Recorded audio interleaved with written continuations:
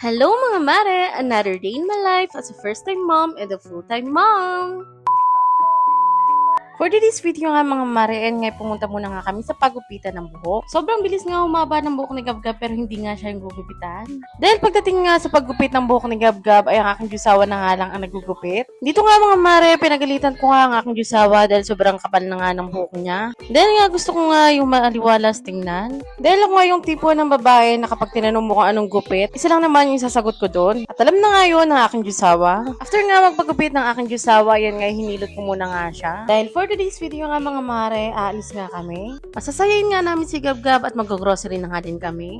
At ito nga mga mare, habang minamassage ko nga ang aking kisawa, ito naman si Gabgab. Gusto nga ang gawin itong pang-massage. Flex ko nga lang sa inyo to mga mare, sobrang ganda ng quality, sobrang tagal na din sa amin ito. At gamit na gamit namin to. Dito nga kami sa SM San Mateo pumunta. Una nga namin pinuntahan dito ay itong Kids Kingdom Play Zone.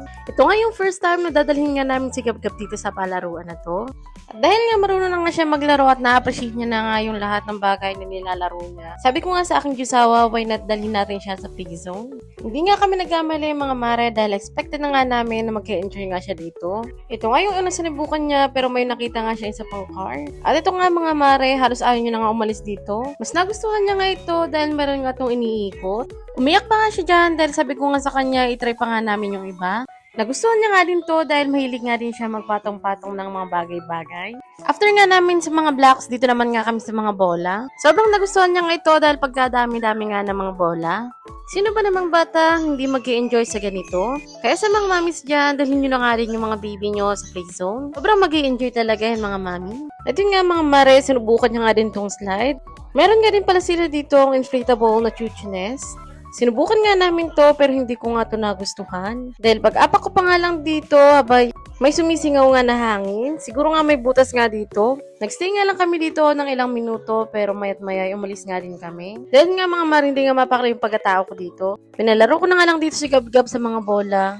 Pinasakay ko nga din siya dito sa horsey pero hindi nga niya nagustuhan. Matigas nga yung upuan at medyo manipis kaya siguro hindi niya to nagustuhan. Remind ko lang sa inyo mga mare, kailangan kapag nandito kayo sa play zone, hands-on nga kayo sa pag-aalaga ng inyong mga anak. At kailangan nga din na lagi nyo silang sinusundan at hindi pwedeng hayaan nyo nga lang sila at umupo ka. Huwag nyo nga din silang alisin sa paningin nyo mga mare dahil anytime nga ay pwedeng maisubo nga sila. Share ko nga lang sa inyo mga mare, simula nga nang naging toddler si Gabgab, anytime nga, anywhere, kung ano yung makita niya, gusto niya nga sinusubo. At ito nga mga mare, pumasok nga kami dito sa mga laruan. Dahil nga mahilig siya dito sa car, yun nga yung una niyang kinuha. Sa lahat nga ng laruan niya, cars nga yung mas gusto niya. Sobrang gustong-gusto niya yung mga cars, kaya naman sa bahay, sobrang dami na nga ng mga cars niya. Kahit nga matutulog na kami niyan, may mga nakapark nga ng mga sasakyan sa higaan namin. 30 minutes nga lang kami dito mga mare, at kami nga lang ni Gabgab yung pumasok. At naghintay na nga lang aking jusawa sa labas. 30 minutes nga lang yung kinuha namin dahil nga hindi nga namin alam kung magugustuhan nga ni Gabgab dito. Sabi ko nga sa aking jusawa, mag-ikot-ikot na muna nga siya or manood siya ng sine. At yun nga mga mare, kung makikita nyo nga, halos laging nga niya nga dala-dala yung laruan. Ayaw niya na nga itong bitawan at parang gusto niya nga iuwi. Pinasakay ko nga din siya dito sa season na car. Pero yun nga mga mare, ayaw niya nga dahil mas gusto niya nga yung cars na toy. Hindi niya na nga tinandalan yung cars at ayaw niya na nga itong bitawan. Hinayaan ko na nga lang siya dito maglaro at sinundan-sundan ko na nga lang siya. Sobrang sarap nga sa pakiramdam na naipaparanas nga natin sa mga anak natin yung mga bagay na hindi nga natin namaranasan nung bata pa tayo. Hindi rin natin masisi yung mga magulang natin dahil sobrang hirap talaga ng buhay. Kaya naman sobrang blessed nga namin dahil naibibigay nga namin to kay Gabgab. Kaya naman nga sa mga parents dyan, sikapin nga natin na maging maganda ang ating buhay para nga maibigay nga natin sa mga anak natin yung hindi nga natin naranasan noon. Dahil hindi naman pwede na lagi kayong nasa sitwasyon na hirap kayo. Kailangan nyo nga din umusad dahil yun nga ang buhay. Hindi ka pwedeng maging tamad at hindi ka rin pwedeng mapagod. Dahil nga may binuo ka ng pamilya at meron ka na nga ding anak. Dahil sabi nga nila, happy wife is a happy life. Pero para sa akin nga mga mare, maging healthy lang si Gabgab, abay okay na nga sa akin yun. Maging healthy nga lang si Gabgab, abay yun na nga yung kasiyahan ko. Dahil sobrang hirap nga kapag nga siya ay nagkakasakit. Aminin nyo mga mare, kapag nagkakasakit nga yung mga anak natin, abay hindi nga mapakali yung pagkatao natin. Sobrang hirap at sobrang nakakadurog nga at nakakaawa nga kapag nagkakasakit nga yung mga anak natin. Fast forward nga mga mare, tapos na ngayong 30 minutes natin, kaya naman nga lumabas na nga kami dito. Sobrang nag-enjoy nga ang batang yan, kaya naman nga next time nga ay pupunta nga ulit kami dito.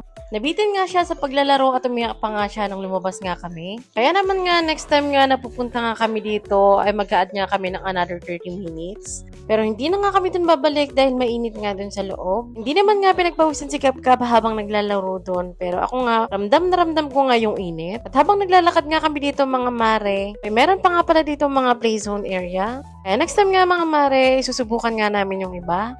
Nag-ikot-ikot pa nga kami dyan mga mare dahil nga baka may makita pa nga kami. Sa susunod nga, ayun naman nga yung itatry nga namin. Habang nag-ikot-ikot nga kami dyan, nakita nga namin ito.